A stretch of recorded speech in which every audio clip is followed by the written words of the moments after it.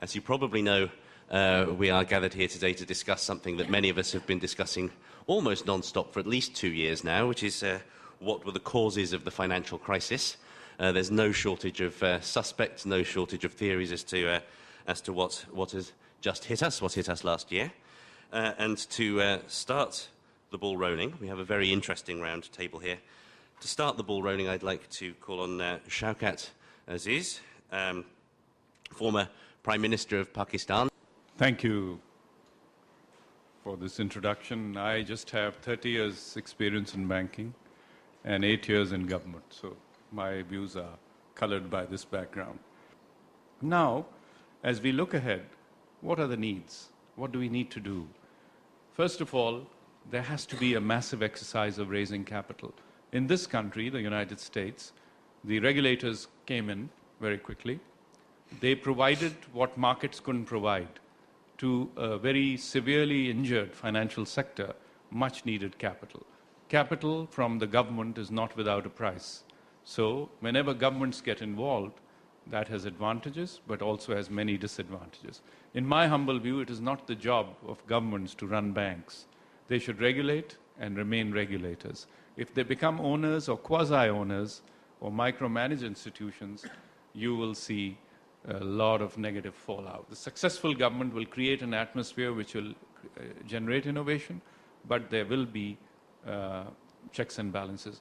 Deregulation does not mean abdication by the government. And in many cases, people misinterpreted it. Deregulation means freedom to operate with strong, it can only work with strong regulatory regimes. And a strong regulator is not a tough regulator, but a regulator who's as smart, if not smarter, than the people they are regulating. Roosevelt once said, "The things that will destroy America are prosperity at any price, peace at any price, safety first instead of duty first, the love of soft living, and the get-rich-quick theory of life." These are wise words. I was very impressed by President Obama's speech to Wall Street last week. He clearly stated that the old habits that led us into the crisis are no longer acceptable. That's one of the reasons I'm so confident that at the G20 summit in Pittsburgh, we can take an important step towards the culture change that the financial sector so badly needs. Business as usual is not an option. It is time to put an end to ingrained imbalances and excesses. Stricter supervision, clear regulation, more transparency, better risk management, and greater integrity and morality. That is the path we must follow. The crisis marks the end of the paradigm on the idea that the world is little more than a self-regulating marketplace, that the interest of a few ought to weigh more than the common good of humanity, and that the state is a necessary evil that must be minimized and ignored as much as possible, except, of course, when banks need saving. At this point, we will return neither to Keynesianism nor to neoliberalism, but do know one thing: the world requires strong states and regulations to prevent the collapse of globalization and to ensure prosperity for all. I have always said the crisis shows once more what we have always thought. We need better states or better governments and better markets. The international community has made an unprecedented effort to rescue the economy and has implemented reforms in the right direction founded on a new paradigm, but a similar effort to keep economic collapse from becoming social collapse has not been made, despite the threat of grave social consequences and the dangerous political consequences which remain present. Let's just reduce the amount of risk in the system dramatically because we just frankly don't know what's going to come. I mean, is that basically where we end up?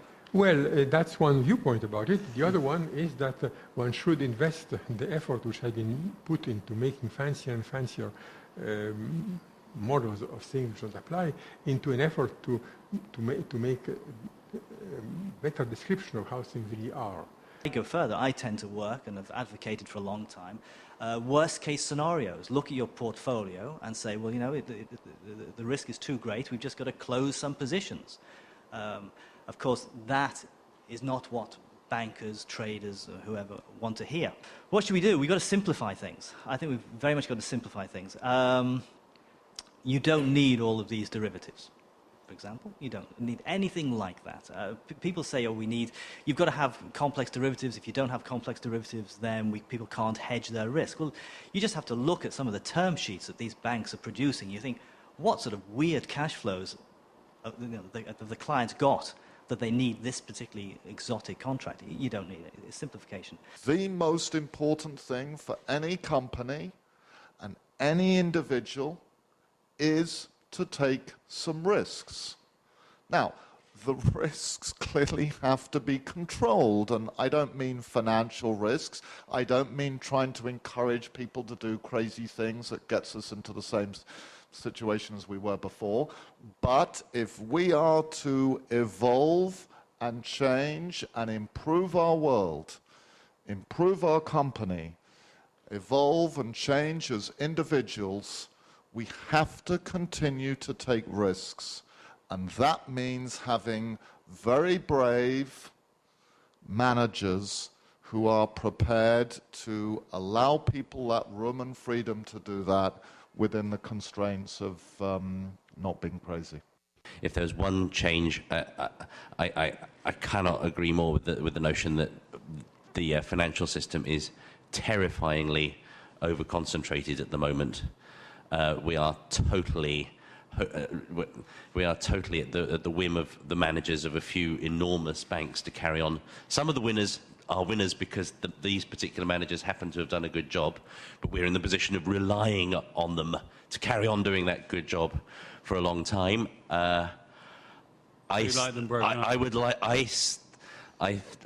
Given a choice between regulating them like so many water companies, which is the one logical alternative, or doing an AT&T style split of them, or perhaps doing it slightly more kindly by just introducing capital requirements that force them to split themselves up.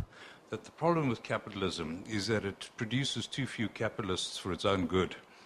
And I think that if one can switch capitalists to entrepreneur, it raises a really interesting issue as to whether the system we have generates entrepreneurs or it generates people who are supposed to be entrepreneurs but actually don't behave entrepreneurially.